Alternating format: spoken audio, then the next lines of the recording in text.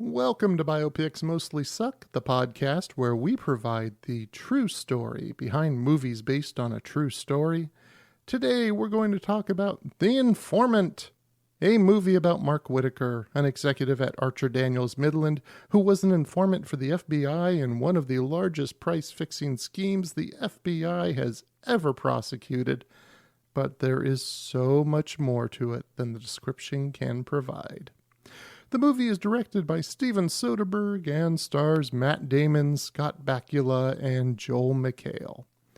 My guest for today's episode is my frequent collaborator, John Helix, a local musician in the San Diego area. Find him on Facebook and Twitter. The handle is @JohnHelixOfficial. Our good friend Dawn will also join us to discuss the movie.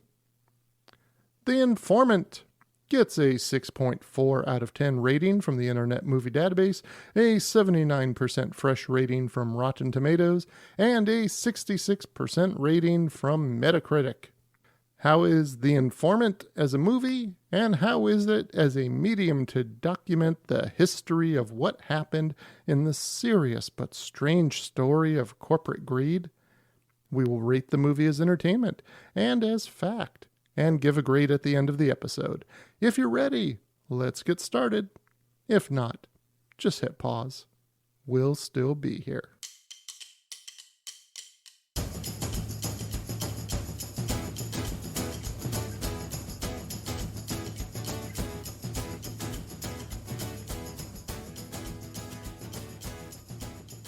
Favorite Soderbergh film? Excuse me, Mr. Soderbergh. Is this a good scene for me to take my shirt off? And that is John's impersonation of Matt Damon impersonating Matthew McConaughey. He only ever did that on Letterman, didn't he? I have no idea, but it's my favorite thing he's ever said. I've seen him do it a couple times on Letterman, and one of the times was because Letterman asked him to do it. They were rounding out the interview, and I swear, I got to try to find footage on this, but Letterman asked him to repeat it again. But I haven't seen him do it anywhere else.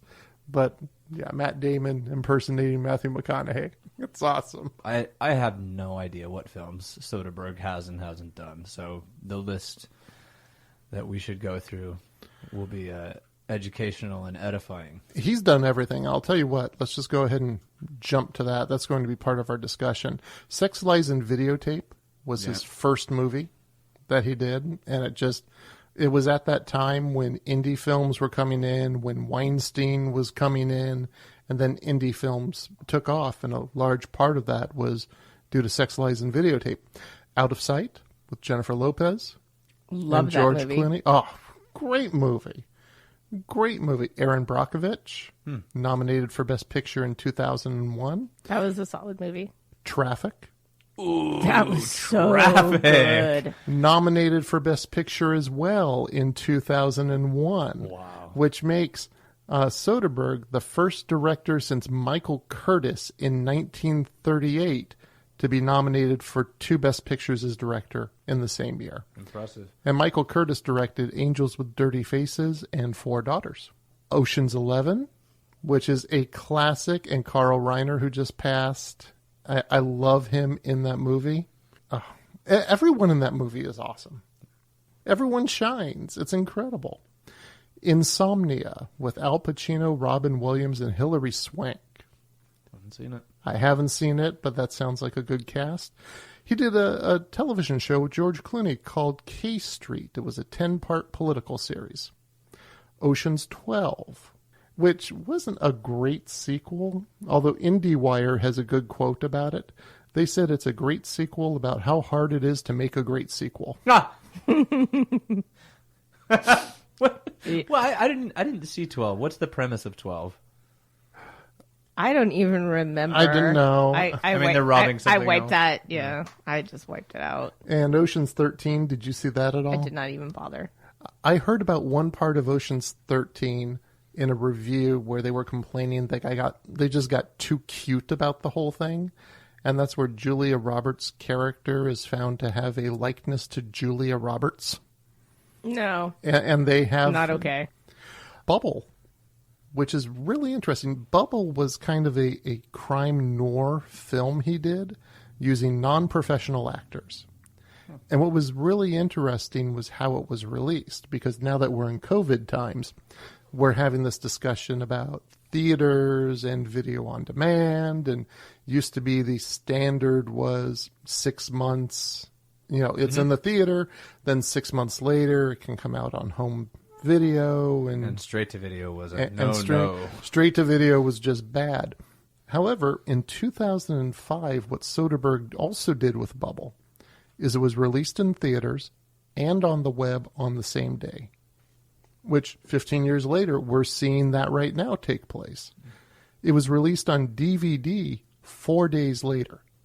As you can imagine, the Theater Association owners were not very happy about this, and their chief executive, John Fathian, called the film release the biggest threat to the viability of the cinema industry today. Ooh, billionaires getting mad at millionaires. God damn it, the democratization of film. How dare everyone be able to have access to these films? Yes. And Soderbergh's response to that was, I don't think it's going to destroy the movie-going experience any more than the ability to get takeout has destroyed the restaurant business. Fabulous. Which I think also applies to COVID times, because what are we seeing? A lot of takeout, which is keeping restaurants afloat. He did a 4-hour biopic on Che Guevara. I would love to see In that. 2 parts. Okay. God, me too. Okay, well, maybe we'll put it on the list. The movie we're going to talk about today, The Informant. He also did Haywire, where he took another non-professional actor, Gina Carano, who... That was such a good movie. Contagion was another Steven Soderbergh film. You're given a look. That doesn't translate well on podcasts. Yeah, you're right. I'm surprised. My impression of Soderbergh is not this list of films. No, because we're naming a lot of movies which people know, but they don't know Soderbergh directed them. Yeah. Here's one, The Hunger Games. Fuck, really? Which one in the series? It's the first one. And no, he did not direct the movie. The movie was directed by Gary Ross, but Steven Soderbergh took a gig as the second unit director on The Hunger Games, and he filmed much of the District 11 riot scene. So here you are. You already have these movies to your credit. Traffic, Ocean's 11, Che, Aaron Brockovich, and you take a second unit director gig? Why? Humility. That would be good. Magic Mike. I liked that movie. Magic Mike was good. It's a great movie. Channing Tatum as well. Yeah. Behind the Candelabra with Matt Damon and Michael Douglas. Yeah. And you and I were talking a little bit about how some of these directors kind of get their own acting troupes which grow. Yeah. Michael Douglas was in Traffic. Damon was in the Ocean series and The Informant. And, when people want to come back and work with you all the time, that says something. Absolutely. And I want to make a note that Magic Mike, the reason I liked it so much, because there is the implied desire just to watch men get naked. I really found it to be this generation's Saturday Night Fever. Mm-hmm. This pain of deciding between your past and your future and how you're going to take that path. And I thought it was brilliant. It was brilliantly directed. It was brilliantly written. It was funny and poignant and stupid, just like life is. Yeah. I thought it was excellent. And on that, I think those are elements that Soderbergh tends to nail in his movies a lot. People tend to be very human. Even the secondary characters, even just background characters. Like in The Informant, there's these things that catch me in Soderbergh films. It's early on, and Matt Damon's secretary comes in, and she pulls a Kleenex from out of her bra while she's talking to him. But there's these little human natural touches that are just done so naturally in Soderbergh films, and not by the main actors. Usually by secondary actors and people you wouldn't even recognize. And it adds so much because his style as well is very natural and stylized at the same time. And it's an odd combination that strikes me. Yeah, it doesn't seem like, just from the movies I've seen and from that list, it doesn't seem like his style is, it does seem natural. It doesn't seem very affectatious. You know, like, I feel like as much as I love a Wes Anderson film,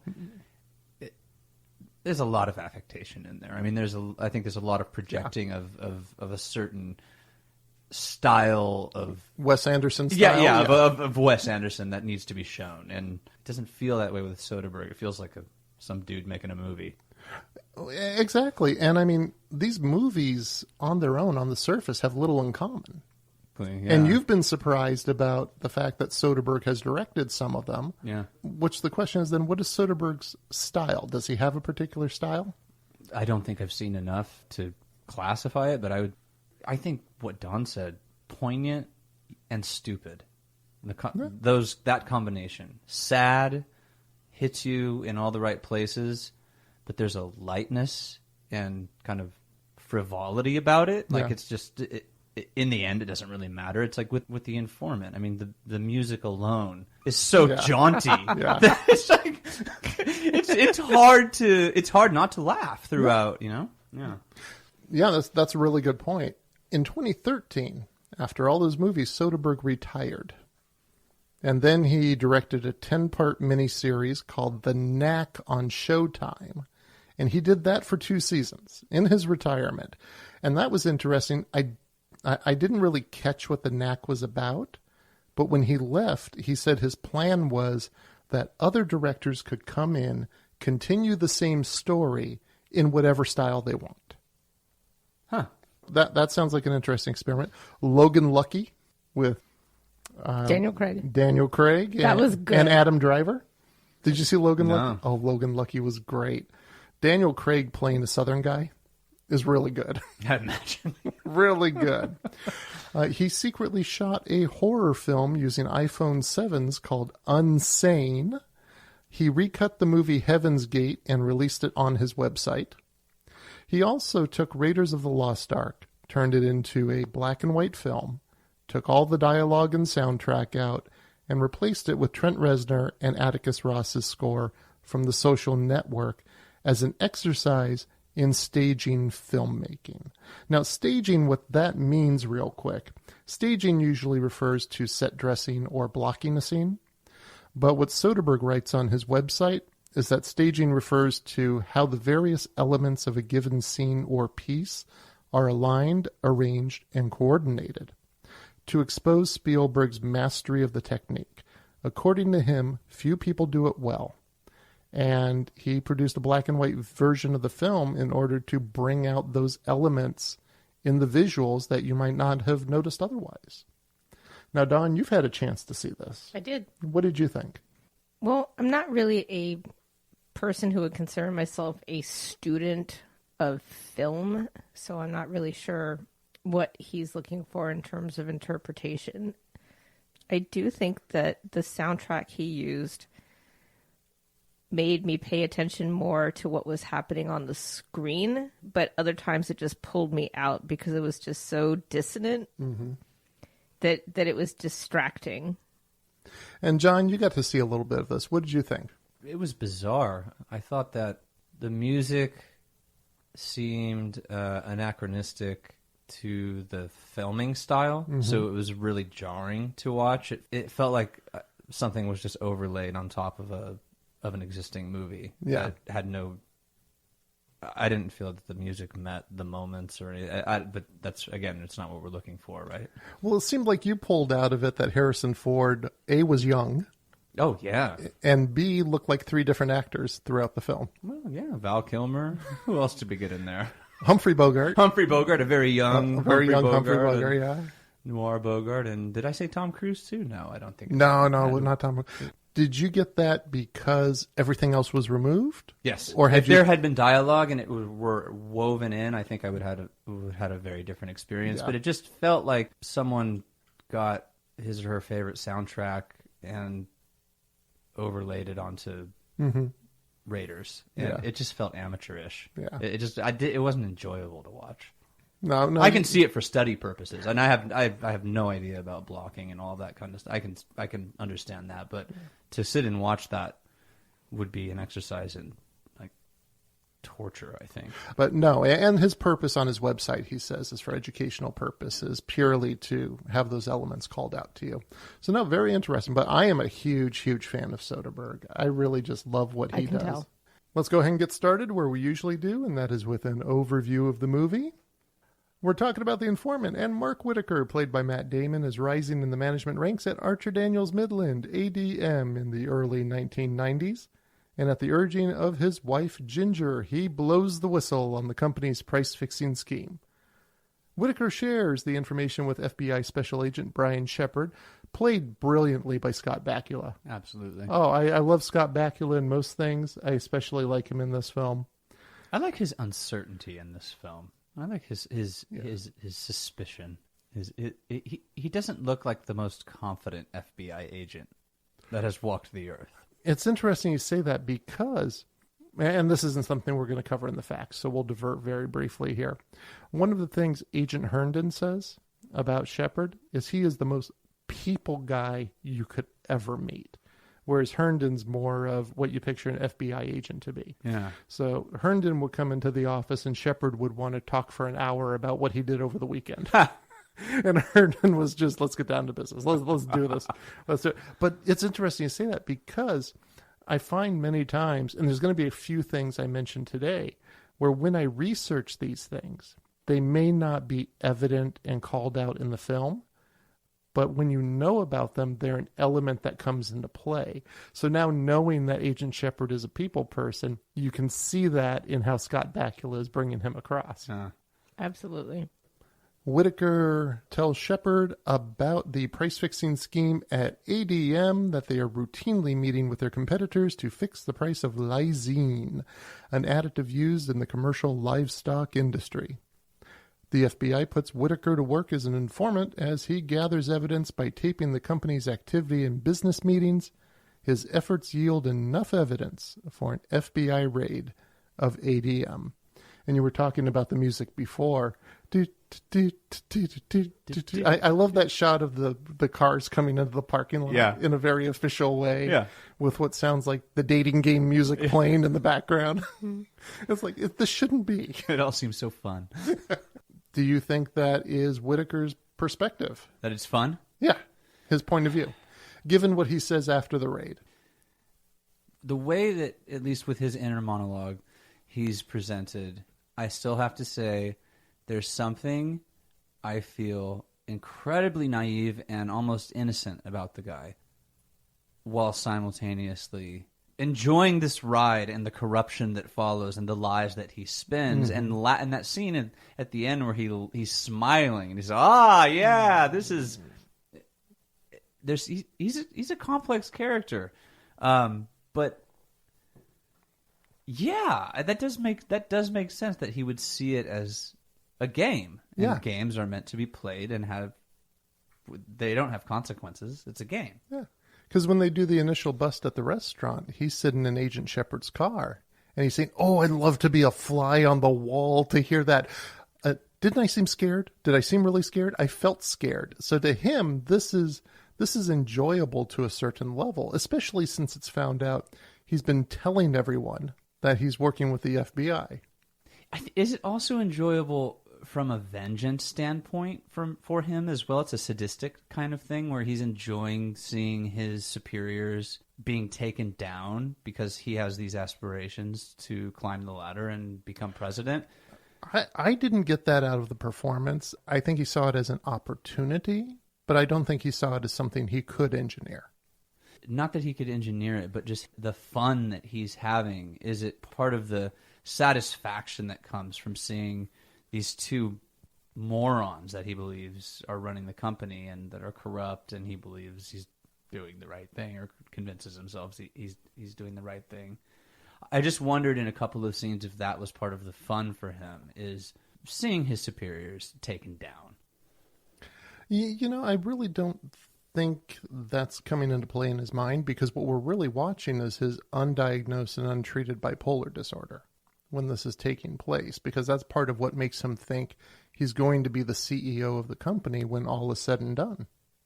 I think I fall somewhere in the middle of all of that. I think he sees himself as the good guy, and you see that play out right through to the end, and it continues to grow. It's that megalomania that you were talking about, because at the end when he's talking, and I can't remember to who, he's saying, well, we worked on this case for 3 years. Yes. You know, he takes ownership of this case that is not his to claim ownership. Yeah, that's when he's talking to his new lawyers. Oh, yes, his new lawyers. Played by Tony Hale. Yes, the another comedian. The exasperation from his new lawyers is, again, part of, I mean, just laughing out loud. The looks on their faces. Is it 7? You said it was 7 million. No, that's 9 million? That's with interest or whatever. Yeah, that he just... I don't think it has the spikes to it that the feeling of revenge does, but I think it's that idea of, I'm doing this for the right reasons, so they're the bad guys, and yes, they should go down, and because I've done this, I deserve to be the CEO. And when he sees that that is maybe not going to happen, he starts embezzling money because he's explaining, well, this is all going to fall apart. So, of course, I have to make a plan as though this simply clarifies and excuses that he has embezzled somewhere between $7 and $11 million. Oh, I don't know. Maybe it's with interest. He does not have insight into why this might be wrong. I think he's genuine in that position. I don't think he's saying that to shine people on. I think he tells a lot of lies. At least how it's presented in the film, he's doing this because he has to do something. They've asked him to be an informant, and in return, he needs to be able to skim some money off the top to survive when all this is done. Yeah. Now, while working with Whitaker, the FBI agents grow to like him a little too well and try to receive assurances from their superiors that the agency will stand behind Mark. Following the raid, as the pressure mounts on him, Mark becomes distrustful of the FBI and attorneys and destabilizes his relationships with him. Meanwhile, back at ADM, a paper trail of forgeries has been discovered that shows that Mark has been embezzling money from the company. He begins to spiral out of control and claims that Agent Shepard assaulted him with a briefcase. Ah! The deepest cut. The deepest cut. And he hit me with a briefcase. And he's so indignant about it. I know. And it's not true. No. Even if it were true, who fucking cares? Well, Mark did. I know. He hit me with the... But why? Why would it matter in this? I mean, in this grand scheme of plotting and duplicity, and the FBI's involved, and your complaint is that you got hit with a briefcase? I was assaulted by a small piece of luggage. Whitaker is offered a plea deal of 3 years in prison. He decides to go to trial, which, by the way, it took him 3 years to be in trial. And then he was given a sentence of 10 years for his crimes. Did they count any of that as time served? No, because he wasn't in jail. Oh, he wasn't in jail while he was awaiting trial. No, he wasn't. 2 executives at ADM served 3 years for taking part in the price-fixing scheme. Let's talk about thoughts on the film. We have a little bit here, but first off, we love Soderbergh, love the work he does. And let's go ahead and you had mentioned, we talked a little bit about the music, which I have a theory about the music, but I also want to talk about where the humor comes from, because music is definitely one of those things. But I think Hitchcock is doing something here that's very Hitchcockian in a way. Oh, who did I say? Hitchcock. I said Hitchcock is doing something Hitchcockian, which Hitchcock was known to do. But in this instance... Touche. But in this instance, thank you, it is Soderbergh who's doing something Hitchcockian. Before we get to that, though, let's go ahead and talk about where the story comes from. Because I want to lay down that there's a serious aspect to this, and the people who have brought this story forward have some serious chops in this. This comes from a book written by Kurt Eichenwald. And Kurt Eichenwald worked at the New York Times from 1985 to 2006. He covered the Wall Street beat and corporate takeovers. In 1995, he began writing about corporate misdeeds. In 2000, his book The Informant was released. It is a nonfiction police procedural through and through, but he began to receive feedback where people told him that as they were reading it, they would find themselves laughing out loud, which doesn't seem to be something you would do in a crime police procedural. Yeah. I think some of that is because of the sheer absurdity of it. People aren't laughing at it because it's funny. Mm-hmm. It's not straight comedy, but we all do that sometimes. You're at a funeral. You're dealing with surgery. I'm clumsy. I run into stuff. People laugh. It's not because it's funny that I have hurt myself running into something, but it's absurd. Mm-hmm. And I think there's something about that. And especially because Soderbergh makes this person very human. He crafts his characters and his stories to be poignant and stupid and funny and trivial and big, just like life is. Mm-hmm. So they're very human. So you can empathize with this person who has a tenuous grasp on reality at best that he continues to loosen as the story goes on.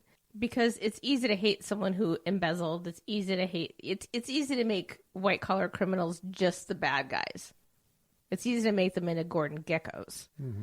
But to have you feel sympathy and empathy for them, I think is a particular skill of Soderbergh's. And I think he does that very well with Mark Whitaker. And I think he uses his internal monologues mm-hmm. and the music say very well to do this. And you know, I think it's interesting you mentioned empathy, because I think that's where Soderbergh ends up getting the audience too. But before we get there, he has us laughing at the same things. And I think what he's doing is the humor from the movie is not coming from a standard setup punchline, like a comedy. Mm-hmm. And it's not coming from a played straight for laughs like an airplane or a Naked Gun. Neither of those things are taking place, which means the comedy is coming from a few different places. It's coming from his lies and admissions, which he tells to his attorneys and to the FBI agents. And what Soderbergh, I think, is doing is putting us, the viewer, in the shoes of those characters. So did you find yourself rooting for him? No. Never? No. Not at one point? Not anyway. The first time I saw this movie, I think every line admission, I was just fascinated. Because I'm like, how is this guy still going? Every next one is like, what the hell was that? And it was just a fascination to see, what's the next one going to be? See, to me, that's a little bit of rooting. But I wasn't rooting for him to get away with it. I was. Yeah. Okay. No, I get what you're saying. I was just fascinated by his ability to lie, have the admission, and lie again. But it wasn't being done in a vengeful way. And it wasn't being done to necessarily get a benefit out of it in the moment, like a lot of people would lie to absolve themselves. Because remember, the only reason the FBI found out about the price fixing, the only reason why that was brought to them is because Whitaker was trying to cover up a lie about the sabotage of the lysine. Right. If he had not lied about that, the price fixing would never have come to the FBI's attention, and we wouldn't be talking about this at all. I guess what I meant by rooting was I found myself throughout the film wanting this plot to expand to the absurdist logical conclusion, if that makes sense in a contradictory way. I really wanted to see there, and part of it I think was with the inner monologue, the details that he would notice sometimes, mm-hmm. some of his asides, where I'm grasping for specifics, but he would go on something on a talk that was serious about some aspect of the case or some dimension of what he was doing, and then he would make these observations like, "Oh, I hope Janet gets pancakes this time," or like some kind of really weird. but very human thing too. So he's a fascinating character, even though again he's duplicitous, he's mendacious, he's just an absolute head to toe liar. I found myself wanting him to win. And what would winning be? Winning would be outwitting everyone and getting away with it. Yeah, that wasn't. Yeah, okay. He does not have that in him to do that. No, I know, but I found myself going, "Yeah, go for it." Now you see, you mentioned his monologues. That's another area where the humor comes from, but that's his bipolar disorder. And what I think is really interesting about that is that's providing humor, but at the same time, what we have taking place is a rolling wave throughout the film where they get much more serious. They become much more paranoid. It starts out with a woman's sweater, and I think my favorite one is an avocado. Who would want that texture in their mouth? Yeah. That's my favorite one. But there are these benign thoughts which on the surface aren't bipolar, but then there's a little extra thing in the next one, and the next one, and the next one. And it's this rolling wave which is providing humor to us as the viewer until that scene with the letter in the living room. When he's called out by Agent Shepard and told, Mark, it's fake. And the point where all of that turns is on Ginger's face. Because she's in the background behind Mark. And she gets this look on her face where she realizes what this is. And she says, just stop, Mark. Just stop. And at that point, as a viewer, it's not funny anymore. But we have been laughing at it for the entire film. And I think that is such an interesting place to put an audience in, is to provide this thing, which you don't know it's bipolar at the time. You don't know what you're laughing at is untreated, undiagnosed bipolar. Because throughout the movie, it's kind of like, gee, I wonder kind of tone. And then when we're talking, I think there was a firework. Did you hear the firework? Oh, yeah. Yeah, they've been going off the whole time. Through the microphone.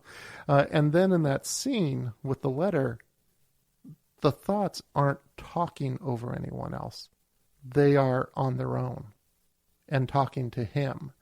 And they're taking on a much more serious tone in that scene than they had been in the rest of the movie. And so I think as a director, Soderbergh is providing this humor to us and saying, you don't know what you've been laughing at this whole time, but it's mental illness, by the way. Yeah, but do you think that that is either amplified or compounded by, I mean, if you take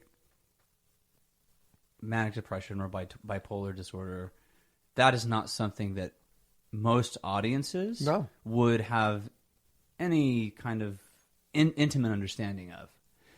Also, the notion of white-collar crime is something... I mean, these are... When you say bipolar, I mean, unless you have experience with that, that's an abstraction to someone. Yeah. And as is price fixing. I mean, what if I sit around and go, okay, so how is ConAgra like fixing prices? Right? How the steps I have to take to get to how that actually affects me, and True. So I think that in part informs the comedy as well, because you're right, you don't know what you're laughing at. Yeah. And maybe that's a hallmark of Soderbergh, that he can take that seemingly innocuous dialogue or scene and then turn it into something very weighty. The first time I definitely didn't catch it, because the first time I saw the movie, I came out of it thinking, well, I didn't hate it, but it didn't really catch me either. And then I think I've seen it an additional 3 times in preparing for this discussion. And that's when these other elements have really come out and made themselves noticeable. Yeah, it did not have a strong impact on him. I barely remembered it from when I first watched it. This last rewatch was incredible. It's an incredible film. It really is. Direction, characters, the character development is so incredible. He is so finely described. I mean, down to his tastes in cutlery and things like that. You know, it's like what it's but I just it's brilliant in that regard. the other piece, because I don't want to get away too much from when he was trying to build possibly empathy, but also, building the background of this person to show, these patterns actually existed a very long time. The first time he really lied in a big way that we're made aware of, he's really rewarded for it. Mm-hmm. He heard that orphans get more sympathy. Yep. So he told everyone in college he's an orphan. And then he just kept rolling with that story. But then he takes it to the next level, and he and his wife adopt 2 children to show what good, the way he frames it is to show what good people they are. Not because he's not saying, I think this is an important thing to do. He's saying, this is empathy garnering. I'm going to do this. So there's this really strong drive for manipulation for the purposes of getting people to like him. He seems to really need to be liked and respected and be the big man in the room. Just like when he starts to take ownership of the case, when he's telling someone toward the end of the movie, well, we worked on this for 3 years or whatever it was. It wasn't his case. He didn't work on it. He was an informant. And then justifying skimming the money because that was his retirement package because he was going to have no other options. And it just made sense in his head. This manipulation and this justification and how it's laid out, it can come off as very cynical. Mm-hmm. It works but it's perfectly suited for the corporate world. I mean, to me, one of the things watching the film was, aside from the characters, the culture of CEO, executive, corporate America was on full display here in terms of how people see the world and see each other, and that whole notion of being liked and being the big man in the room.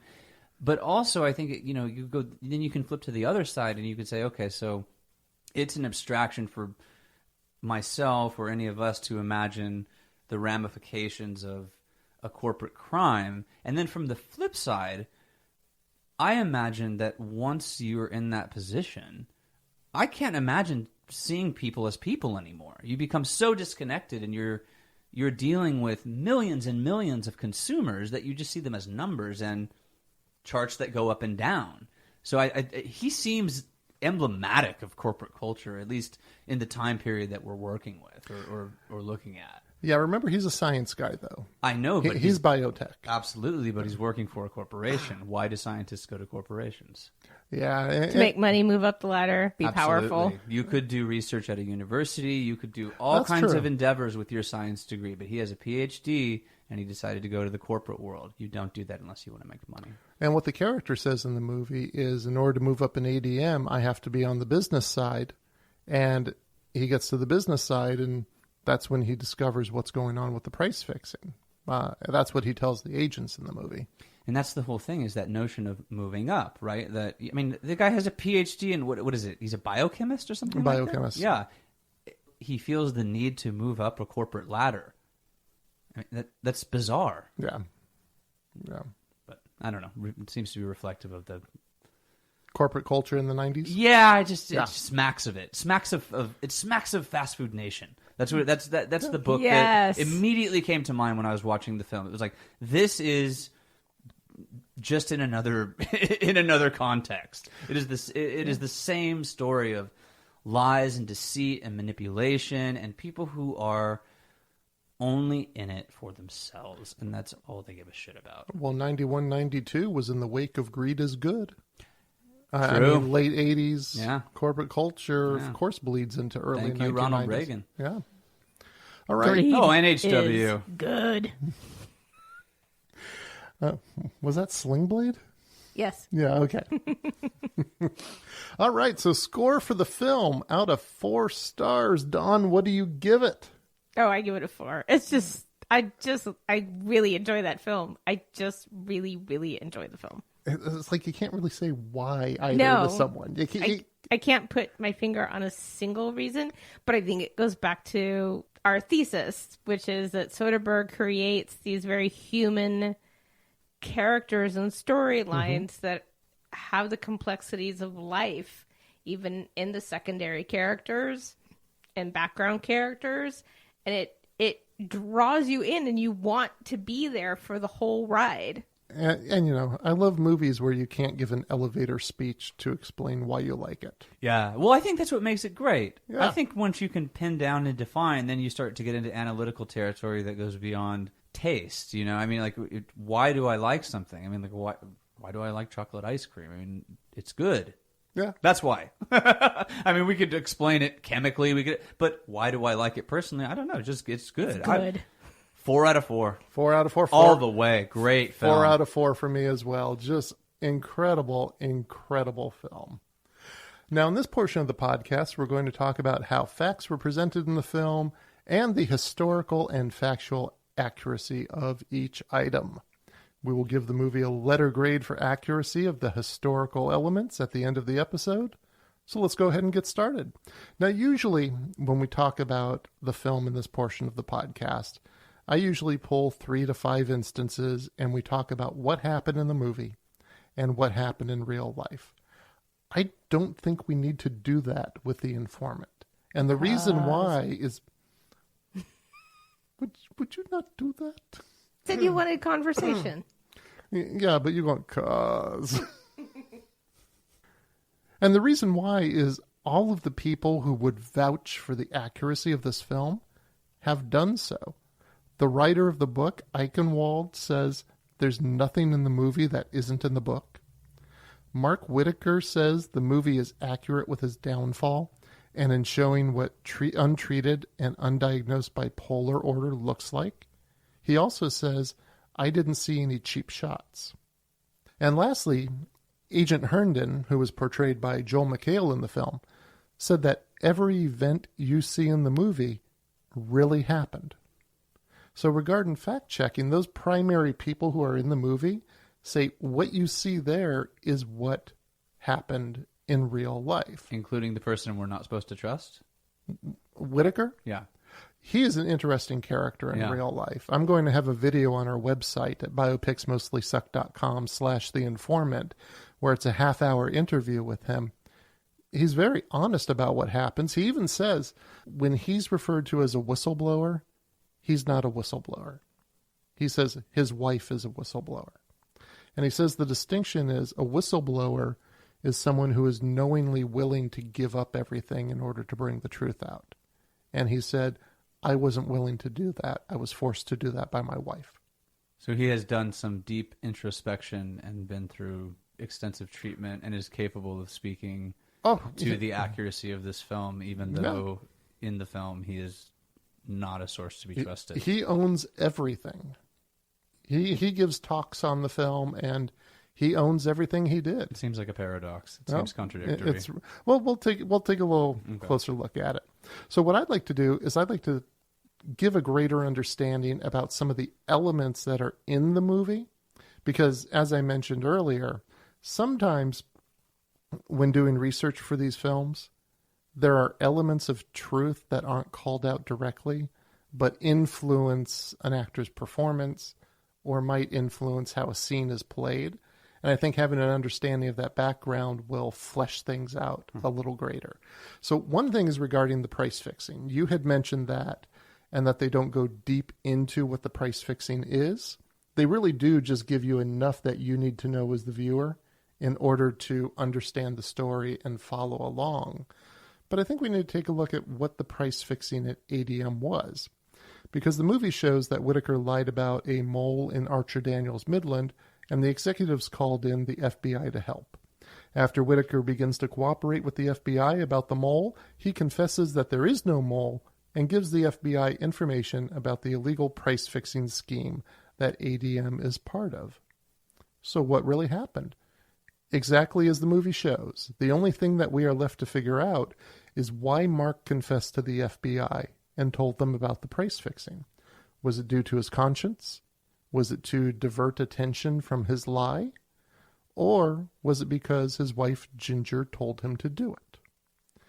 Now, from something that Mark shared on a podcast called Truth at Work, One thing the movie doesn't show is just how religious the Whitakers were. And Mark shared this exchange from Ginger when she convinced him to turn himself in. She said, Ginger, well, God told me that the fact you're 7 months involved in something that's been going on for well over a decade, 12, 13 years, that the best thing you can do is turn yourself into the federal authorities. God told her. Always a good thing when God is talking to someone. God, always a good sign. Always. God told her. Yeah. Mark said he told Ginger, if I turn myself into the federal authorities, I could go to prison for price fixing. It's illegal. The CEO is good friends with President Clinton. He's been good friends with the last 3 or 4 presidents. He's a powerful man. He's a billionaire. This company will come after us with everything they have, and I'd be more scared of them than of the government. Ginger replied, my CEO is bigger than your CEO. Mark said, well, who's your CEO? And Ginger said, my CEO's God. And Mark said, God don't know anything about price fixing and all these things. He's not involved with that. You're not going to find any of that in the Bible. And Ginger said, oh, there's a lot in the Bible about theft and the 10 Commandments and doing the right thing. Don't think there's not a lot about this in the Bible. You're wrong there. God's my CEO, and we're going to turn you in today. And if you don't do it, I'm going to do it. Now, at the time, Ginger only knew about the price fixing. She did not know about the embezzlement of $9 million that Mark had been a part of for a couple months before he met the FBI. In an interview with Jeff Weeks, which is on our website, biopicsmostlysuck.com, The Informant, the executives who were embezzling money from ADM knew they were safe. ADM was not going to prosecute an executive over a few $100,000 when that executive had knowledge of the price-fixing scheme. Whitaker said that there was one executive who was caught who got to keep his company car, got to keep his stock options, and just quietly left the company. If you were an executive at ADM and you were embezzling money, you were pretty much safe because you had knowledge of ADM's price fixing. So then when he was talking about embezzling for the sake of taking care of himself, then that was just another lie. If he had started embezzling a couple months before he ever reported it. That was a second embezzlement. Oh, a second The embezzlement. first embezzlement, he was doing it with other executives. The second embezzlement, he was doing solo. This is like a financial circle jerk. I'm wondering if did his wife have anything to say about the miscommunication from God? I have that found God failed to mention that her husband was, a fucking criminal. I'd be upset at my CEO if he didn't mention it. Yeah. That's pretty lazy work. Yeah, I haven't found anything from Ginger on that. Maybe this is a modern day version of Old Testament's sort of retribution. Mm-hmm. God's not going to take care of wiping out, entire worlds or communities. Yeah. He's just going to bat about one guy. Yeah, and there's a strange, if we're talking about 80s and 90s corporate culture, the merging of religion and money in terms of that's, I don't know. I can't listen to that explanation with any sense of empathy. It's like, no. That's what happened. Jesus Christ. Indeed. Yes. I didn't say Yahweh. You're not supposed to say it, Well, one of my favorite parts in the movie is when Mark starts wearing a wire. And in the movie, they show that he would narrate where he was walking. I'm breaching the front door. And he would give the first... He's breaching the front door. Breaching the front door. And he would give the first and last names and the position of everyone who he came across. The movie also shows that he had problems with a tape recorder in his briefcase, and no one at the table noticed as he was futzing around with it while he was taping them. Are they that confident? Who they? Ooh. All the people around him? That it would never occur to them that they could be recorded? I mean, those are very specific motions. Yeah. And that was a long, drawn-out fumble with the briefcase. In the movie, yes. Yeah. Yeah. Well, let's go ahead and find out what really happened. In reality, Mark did exactly what he is shown in the film. When he was first wearing the wire, giving first and last names and positions, and he stopped doing it once the FBI told him to stop it. The tape recorder in the... I'm sorry, Okay, I am rooting for the character, but this guy, give me a fucking break, man. Okay, proceed, I'm sorry. What the fuck is he... Go ahead. Come on, John. I mean, this is for real? This is for real. That he was really doing that with the wire, yes. Now, let's talk about the tape recorder in the briefcase. Because, just like in the movie, the tape recorder started clicking, and the agents were watching this on video, and they were horrified. It started clicking. They're watching all of this, and somehow no one in the room noticed. Okay, I have a theory about this. Yes. I think that Mark Whitaker's weirdness, or his perceived weirdness, his quirkiness, his oddities, gave him cover for a really long time. Because there's also that scene. There's a scene with the tape recorder, but there's a scene in the hotel where the camera's blocked because it's in the lamp. Yeah. Yes. And he says, "Oh, you should move over here. You'll be more comfortable." And next thing you know, there's 4 or 5 men lined up on little bar stools, obviously uncomfortable, half standing, holding this long meeting. But they just do it, and they don't question it. And that might be part of it too, the way the character is presented. I mean, I know we're talking about fact and fiction, but I'm thinking, just going back to the fiction, is that the way he's presented is kind of as this brilliant, bumbling, very scattered and detailed, but yet detail-oriented, brilliant buffoon. And maybe that's how he was perceived, and that gave him that cover. I mean, here's the idiosyncratic weirdo from The Office. And I think you're right about that, because in the movie they show him showing off the briefcase and the tape recorder to his gardener. Yeah. And he This guy, man. Yes. and he says he's 0014 because he's twice as smart as 007. Yes. That really happened, and he really said that. Oh my God. Yeah, delusions of grandeur. Indeed. Is the phrase. Now, and I want to mention about the lamp real quick, because that was an interesting point in reality, and also a little thing that they brought into the film. Because according to Agent Herndon, the FBI had this green lamp. He said it was something like you would find at a yard sale, and it had a camera built into it. But this lamp would follow these executives who met all around the world. It traveled with them? Well, yes. So what happens is, with the FBI, they don't have jurisdiction in a foreign country. Yeah. However, they do work with law enforcement and get help from them. And they said when they were doing surveillance on these meetings, every time it would be mentioned that they're going to meet in Europe, Shepard and Herndon would high five each other because they get to go to Europe. So, but there was this lamp. Apparently, they had one lamp with the camera in it, and it would appear in every conference room all over the world that these agents met in. And Whitaker has said about the lamp that he asked them, aren't people going to catch on to this? Yeah, no shit. And Agent Herndon said, when people are talking about millions of dollars, they don't pay attention to what's 5 feet away from them. And Whitaker and Herndon have both said that they are really happy there weren't women in any of these meetings, because they feel a woman would have immediately noticed the same lamp in a different country in the conference room. Because when we talk about millions of dollars, we're still paying attention to the decor.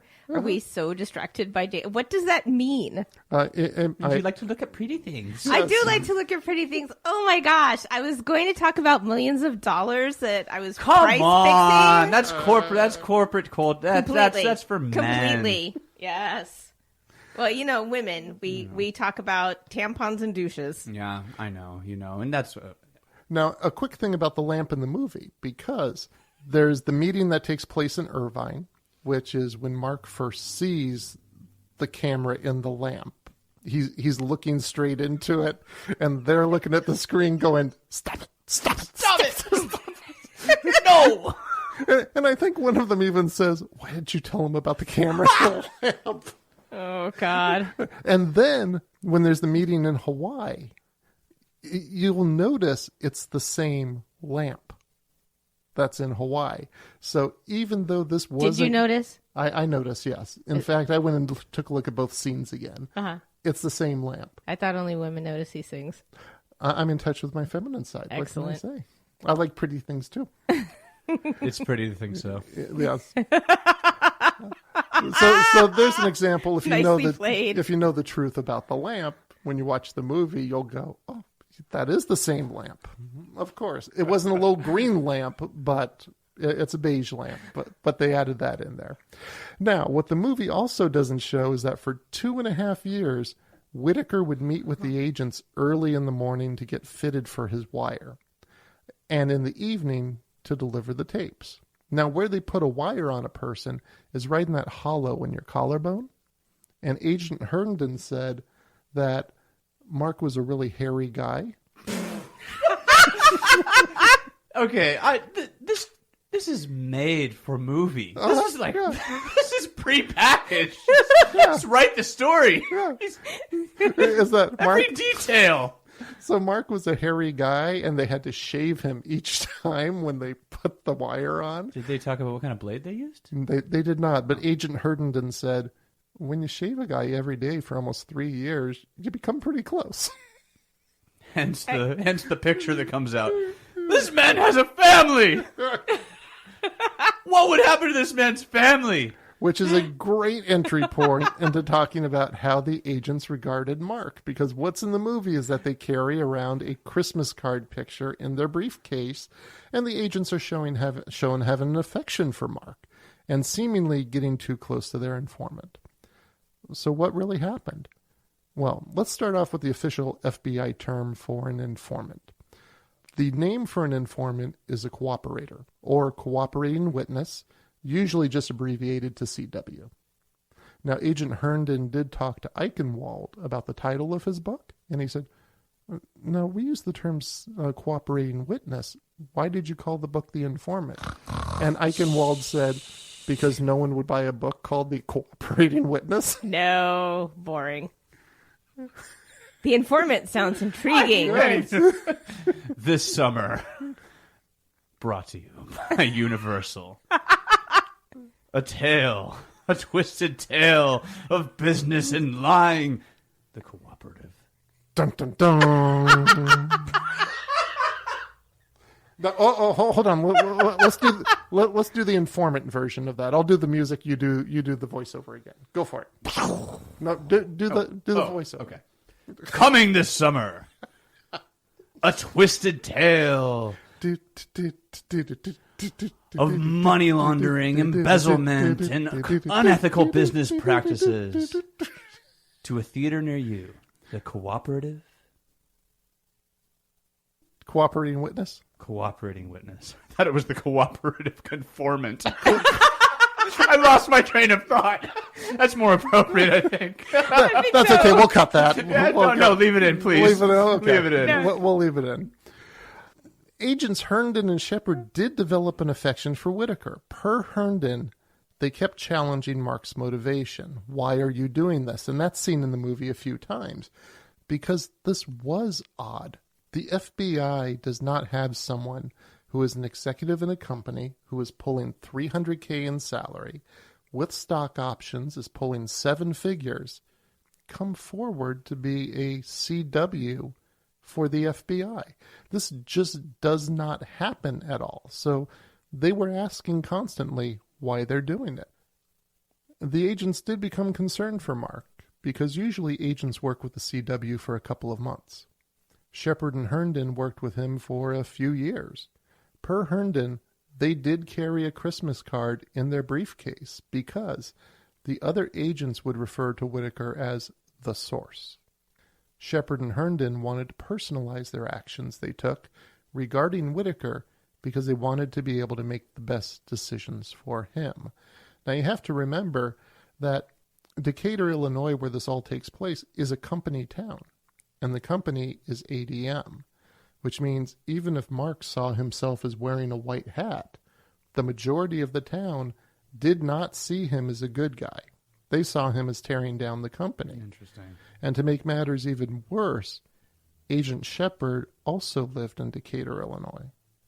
So he would hear it when he went out grocery shopping. His kids would hear it at school. They would hear it in church. They would just hear it all throughout the town.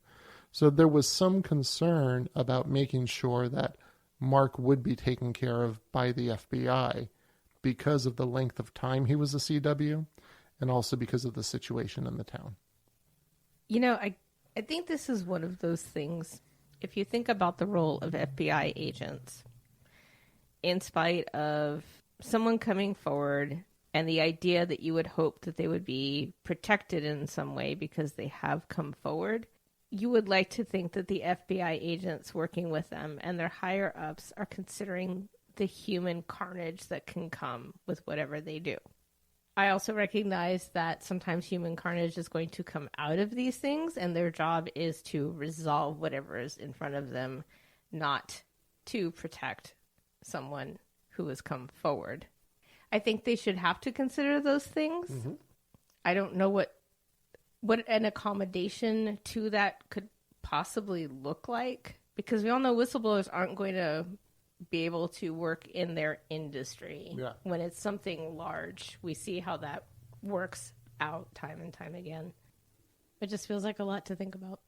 It seems like from the description that it was so odd, and they kept asking him why. It seems like initially it would just be a massive red flag. Mm-hmm. Seems like a miss. Is that because they cared about him? That's what I'm wondering. Is did the personal element take over so much that their affection for him gave them a blind spot? Well, it could also be because of the information he was providing them as well, because they wouldn't have this information without him. And you really did not hear about price-fixing schemes like this taking place with corporations very frequently. The frequency of us hearing about these things really ramped up after this took place. Oh, interesting. In fact, just a couple years ago, Bumblebee tuna was popped in a price-fixing scheme regarding tuna. So these things are still coming out. Tuna fish? Tuna fish, yeah. Canned tuna fish. Canned tuna fish. All right. Right. Hey, 5 cents here, 5 cents there. Pretty soon you're talking real money. In the movie, there's a great scene that takes place in a Chinese restaurant. And this is where the agents come in, and Mark is posing hypotheticals to them. And the agents come in, and they're less friendly than they usually are to Mark. And that's never explained in the film. But this is going to be one of those things that's interesting to find out what informed that. Because they also have a reaction to Mark when he starts asking hypotheticals about personal use of a company car, personal use of a corporate jet, where they're acting almost relieved. They're laughing in a way that they're relieved that that's all he's bringing to them. Until he tells them that he embezzled $500,000. And then that's when everything changes for them. Now, what happened in real life and what's not shown in the film is on the same morning of that meeting, which, by the way, they really did meet in a Chinese restaurant. That is true. But Whitaker and Shepard were told that they would need to go to D.C. as soon as possible. ADM had discovered Whitaker's forged documents and were using their political muscle to get Attorney General Janet Reno to indict them. An anonymous note had been received by the ADM attorneys that claimed Shepard and Herndon had taken money from ADM. Now, this is mentioned in the film, but not to this degree. And it also doesn't end up mentioning the Chicago FBI office, because the important thing to note here is that there has always been a turf war between the Springfield FBI office and the Chicago FBI office. Now, the Springfield FBI office was handling the ADM case. That's so funny to me. What turf is? war between FBI officers. Oh, yeah. They're going to get jackets made. Okay. So the Springfield... You okay there? You sure? Yes. Okay. The Springfield office was handling the ADM price-fixing case, while the Chicago FBI office was handling the embezzlement case against Whitaker. Now, the Chicago office felt that the Springfield office should have known what their CW was doing. In the movie, it's not mentioned about the other office. It's just left at, they feel you should have known. Mm-hmm. But what we're talking about are two different FBI offices here handling different cases that are connected. The fraud office, out of an abundance of caution, requested that Shepard and Herndon be removed from the case and not to have any contact with Whitaker. Now, we do see what takes place after this. Whitaker goes to Forbes magazine, Whitaker goes to the Wall Street Journal, but it's really not explained. It's just kind of presented as quirky. The agents were concerned because Whitaker was cut off from the lifeline he had had for 2.5 years. The two people who he knows who can guide him now are not allowed to have any contact with him. And what with That's unsettling.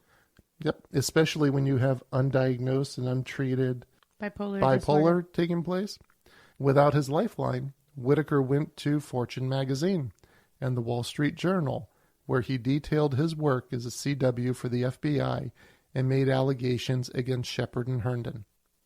Whitaker also attempted suicide twice and was once found unconscious in his car with the engine running. He also faked his own kidnapping, which is shown in the film, and told the story on live television. As Herndon and Shepard kept in touch with each other, they were watching their informant spiral out of control. They were also watching the ADM price-fixing case slip away and were worried that ADM was going to get away with it.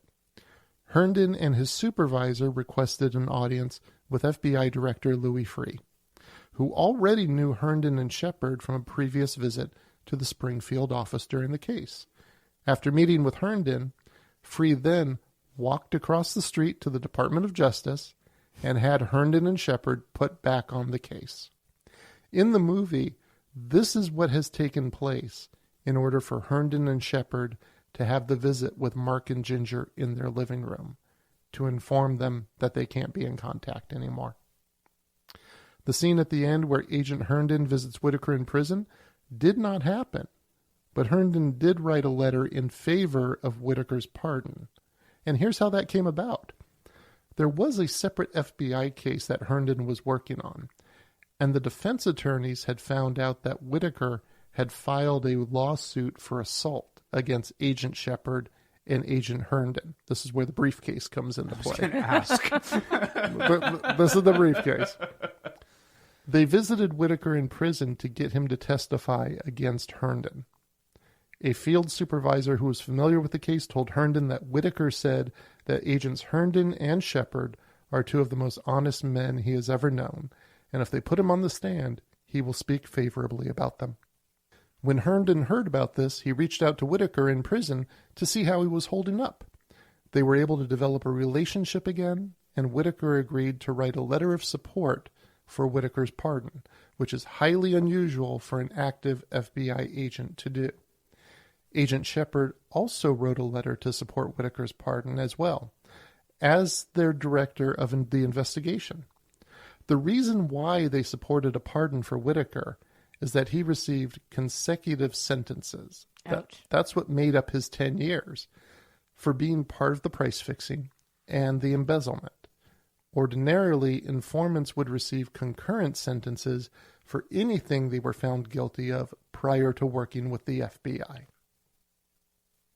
It just seems so odd that that Herndon would reestablish a relationship with Whitaker. I don't know if that's allowed or not, or if it's considered untoward, or... Well, remember, you have this guy you've been shaving for almost 3 years. Yes, but I'm wondering what the expectations are by the agency or of the agency for its employees. who are working with informants. Well, Whitaker's no longer an informant. He's a prisoner now. At this time, he's in prison. He's serving his sentence. So there's nothing active taking place with the agent and Whitaker. But as you point out, they reestablished a relationship, which means it was a relationship before. And again, I think that goes back to what I was talking about before, which is it's important for them to see the humans that they're working with to understand the human carnage that they may unleash. But at the same time, this goes back to what John was talking about, which is it gives them blind spots or dilutes their ability to look at what would be considered red flags. Yeah, but by this time, everything was over and done with. They had no further active business with Whitaker at all. He was serving his time. And what's interesting is if it were not for those defense attorneys coming forward trying to get Whitaker to testify against Herndon, that relationship wouldn't have been established because there isn't anything I could find out there of Agent Shepard talking about this case. And when it's said in the movie, the response from Joel McHale is that he's still pretty sore. I could see that. But Agent Shepard did not have this experience where Whitaker said, I'm not going to do that to him, and that they're honest people. Agent Shepard didn't have that, so he really didn't have an opening for reestablishing a relationship, but still wrote a letter of pardon for Whitaker. Which seems like the more appropriate dynamic. I don't know. I'm torn. I'm torn on this one. The character. I'm dividing between the character and the real story, and I'm having a problem reconciling my vision of the character and my understanding of the man. I love the character, and the more we talk about this, the more I hate this motherfucker. Really? Why? Because there's nothing different that he did than what's shown in the movie. So what's the difference? Well, first of all, in his real life, you don't have a jaunty soundtrack playing to boost you up when you're watching his. We don't know. He might have. Well, he might have, but we don't. I'm saying, from my perspective, and this is obviously going to be a bias of mine, but I have a really hard time feeling sorry for corporate executives in any context, because I think that in order to get to that spot, you have to be, in some sense, and this is not exclusive, but you have to be a monster. You have to be able to ascend to that level of power and accumulation of wealth. You have to plot and strategize and see people as pawns in a scheme. And with a movie, I can have that distance. With the film, I can have the distance that this is a character I'm watching that's been created and it's enjoyable. But the more we talk about the real story, it's just loathing. Yeah. Yeah. Well, I mean, because what's happening here is really serious stuff. Absolutely. Price fixing and embezzlement. Absolutely. And, But it goes to that thing where it's not a crime that people are going to react to viscerally because it's so unnatural, right? It's a human construct. Like the economy is a human construct. Like all of these things are constructs. It's not a natural human reaction to go, price fixing? Well, God, let's raise up the pitchforks and all of that kind of stuff. But it is a natural human reaction to, you stab someone or you hurt someone or you harm someone, then it's a biological imperative to fight back. The more we talk about it, the less interested I am in the guy. And the more I think that this story needs to be told, but the man involved, Whitaker, is just utterly insignificant. Don? I agree. It's hard for me to care about millionaires stealing money from billionaires. Yeah. I don't feel bad for them. Whitaker and the other executives scheming money off the top at ADM, embezzling money. I don't feel bad for ADM. I don't feel bad for their stockholders. I don't feel bad for the executives. At the same time, white-collar crimes, as we've talked about, they're abstract. They're not tangible, and it's difficult to sit down and see the impact unless you really dig deep. what it does to the large wholesale market, what it does to the retail market, what it does to the financial markets, all these different things that I don't claim to understand, but there are all these machinations going on. And in the end, the person that it hurts is the average person who doesn't make millions of dollars, let alone billions. And that shit infuriates me. And that fucking chaps my hide. And they survive and continue to be able to do this because it is so fucking abstract and it's so hard to get your head around, and not to diminish crime that we can see that's tangible, that happens to a human. But this hurts millions of people. And it's just starting to be talked about in the current environment about what this really looks like. The movie's fabulous, but oh, jeez. I don't want to know any more about this guy. I am better off with this piece of information floating from my head and never to return.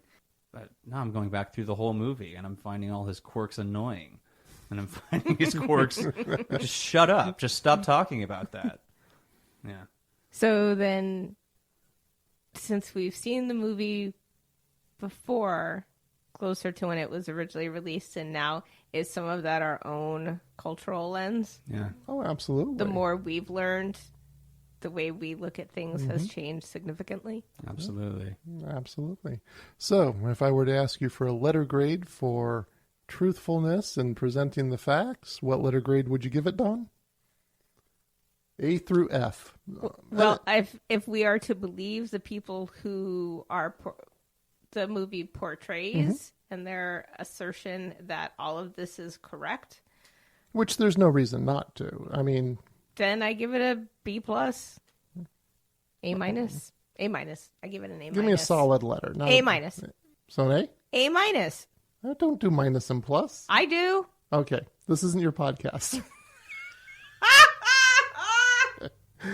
A through F, solid letters only, no pluses or minuses. Well, what do you give it? I give it an A. What do you give it? I was going to give it an A minus. So for one reason. Okay. Simply because he did not do the visit. The agent did not do the visit to prison. Really? Why is that the determining factor for you? Because it was such a... It's the conclusion of the movie. Yeah. Everything hinges on that. You're waiting for this moment, and it's not true. So, but I would say the rest of it, yeah, I would say an A with reservations. Okay, A with reservations. Great. No, man, talking about the facts of this thing. Uh-huh. I don't think I want to watch the movie again. Why? What? Really? Yeah. You know when it's that thing with you learn something about this rarely happens with me, but like with celebrities, you learn some kind of peccadillo or idiosyncrasy or fucked up shit that they have in their lives, and then you can no longer just the association is it's just stuck with you with their music and their films. It's kind of that thing, but this guy, what he has going even less for him is that he actually didn't do anything great with his life. And so like where you take a singer or an actor who's pursued a passion, this guy devoted his life to making money. Yeah. He's now CEO of a COO of another company. So yeah. Why the fuck do I want to watch a movie about this guy again? We reward in the end greed. Well, to what level did his bipolar play into it as well? I don't know. Because I think that's a factor. Although, okay, so to play devil's advocate against my own argument that I just made, or statement that I just made, someone serves their time in our nation, and that is it. They have paid their debt. This is all theoretical, as far as I'm concerned. We know that's not how it rolls out. We know people all the time, they can't get a job anymore. They cannot get credit. They cannot get an apartment. They cannot get a car. Maybe they can't see their own kids. This guy gets out of prison and is now a COO of another corporation. Yes. So What's our justice system's role in this? Well, I mean, this is the fraternity. This is the club that moves on from the frat house to the corporation, and then up into the upper echelons, and it's a good old boys club. Kavanaugh. Oh no, And Squee. Squee. Don't forget Squee. Don't forget Squee. Oh my God! And Matt Damon played him on SNL. Ah! We've come full circle. I didn't even do it on purpose. rock on! And the dismount. All right. Yeah. Well, thank you for doing this, Don. All right. Thank you. Thank you, John. Thank you. That wraps up another episode of Biopics Mostly Suck. If you liked it, please subscribe using your favorite podcasting platform. We are literally everywhere except Spreaker. We don't do Spreaker. You can find all of the sources that we used to build this episode at biopicsmostlysuck.com/The Informant. I usually throw some other goodies on the episode pages like videos or pictures, and for The Informant, I have a half-hour interview with Mark Whitaker. It is interesting to watch how he describes the events that took place in the movie. I want to thank John and Dawn for talking about The Informant. You can find John Helix on Facebook. Handle again is @JohnHelixOfficial, and you can find John Helix's music in most places where you go to get your music. How are we doing with this project? Go like us on Facebook and Twitter at the handle of @MostlySuck, or send us your feedback through our website, biopicsmostlysuck.com, and you can recommend which movies you would like us to use for an episode, and we will share the true story behind that movie based on a true story. Take care, everyone.